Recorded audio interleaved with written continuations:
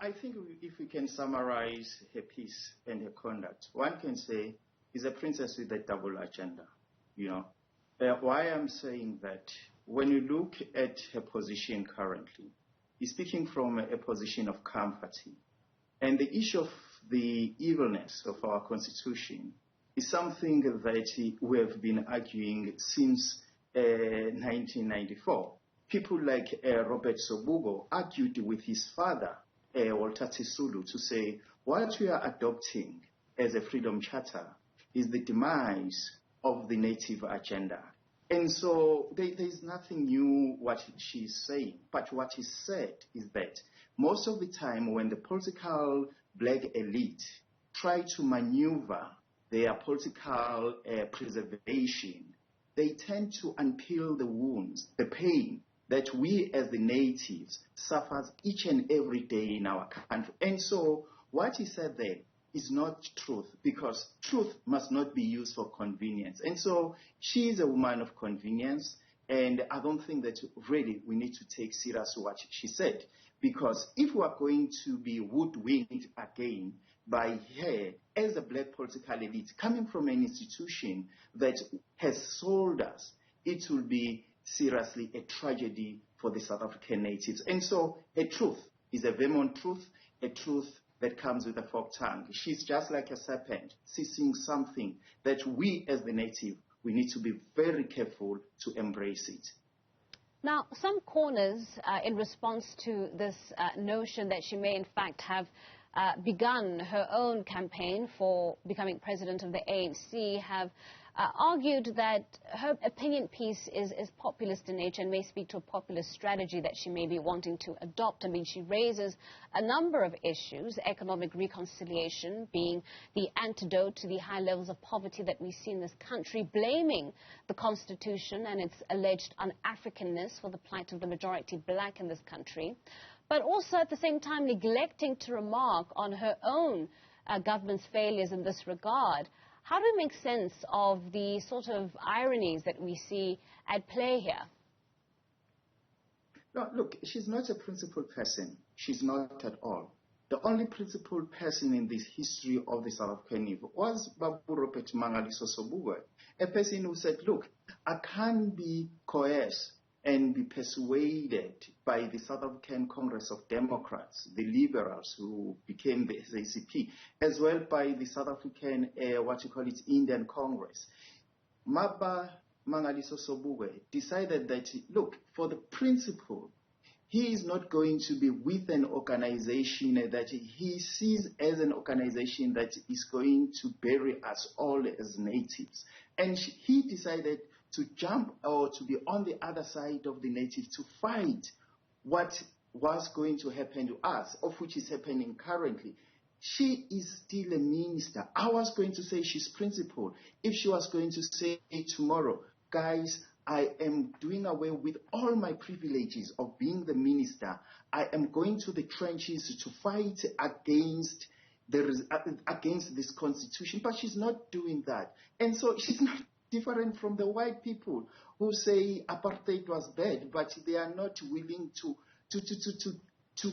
disconnect or to ban all the privileges that they accumulated during apartheid. And so that's why I'm saying she's a princess with a double agenda. She's got a forked tongue. I don't think that we really need to take her serious. And what is said, I think she's telling South Africans that her father, Nelson Mandela, Oliver Tambo, and even that Walter Sisulu Square must fall. These are not our heroes. But what she's telling us is that these are the people who sold us, because you know it very well that the ANC always pride itself through this constitution. But if today a member of the ANC is telling us that this constitution is the constitution that is chaining us to colonialism and apartheid, of which we know clearly, we have to accept now that ANC has sold the natives of this country. And now we have an assurance from her. And I don't think that it will be wrong for the South African young natives to say Walter Sisulu Square must fall, because that's where the natives were sold in 1955. where they adopted what you call it, the Freedom Charter, of which the Freedom Charter, we know it very well, that is the foundation of our constitution. And so Mamu Lindiwe, she's burning everything for her own self-political preservation, of which we as the South African natives, we need to be very scared of her. Yeah. Well, obviously, the article has brought a lot of attention onto Lindiwe Sisulu herself, but I'd imagine that the opinion piece has also opened a lid into what's happening inside the ANC itself. What would you say this article is saying about the state of discourse in the African National Congress presently? Look, ANC is like a pyramid of sadists, They thrive on the pain of the South African natives.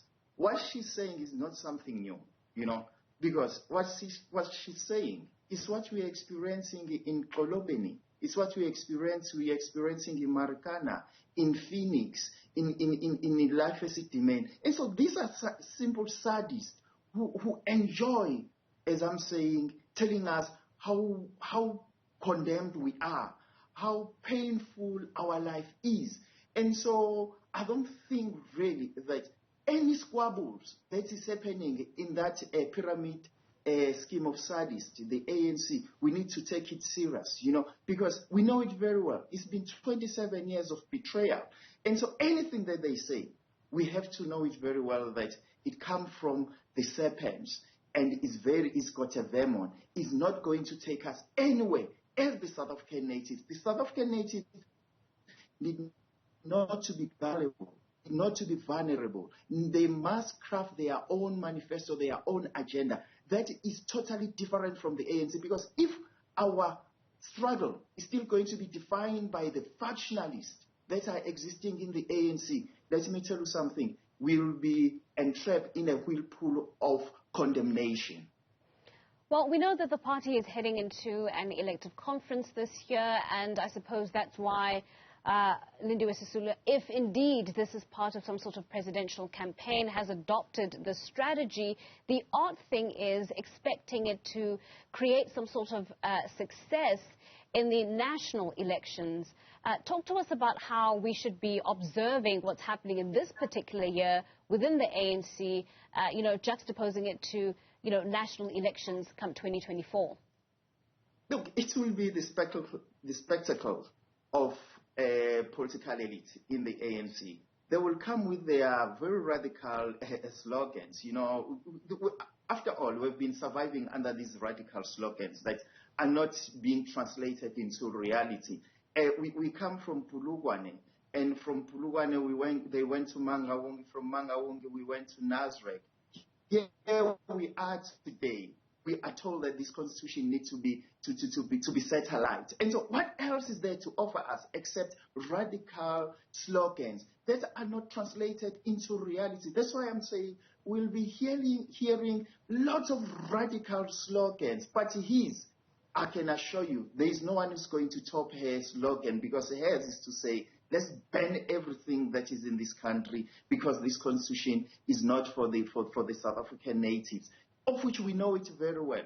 And so we will be dished out with these slogans, this venom, and everyone who wants to endear himself to us as natives, will come with the most ridiculous, not even practical slogan. That's why I'm saying the South African natives must understand that it is time now. We are in the nexus where they must craft their own agenda, and that agenda can be carried by an organization that has been selling us out for the past 27 years. It will be our foolishness if we still trust that anything that comes from the lips of those who are the political elite in the ANC will simply free us from colonialism, apartheid, and their 1994 elite transition. I can assure you, we as the South African natives, I think we need to detach ourselves from the ANC slogans and craft our agenda that can free the next generation, because the next generation can't survive on slogans. Next generation must survive on tangible issues, because if we're going to really keep on embracing these slogans, I can assure you, we are extending our condemnation to the next generation. Well, that's a political analyst, Xolani Dube, helping us to make sense of Tourism Minister Lindiwe Sisulu's penned article, where she talks extensively about the constitutionalism in this country, the nature of the democracy in this country, and really calling for an overhaul of the system of rule of law.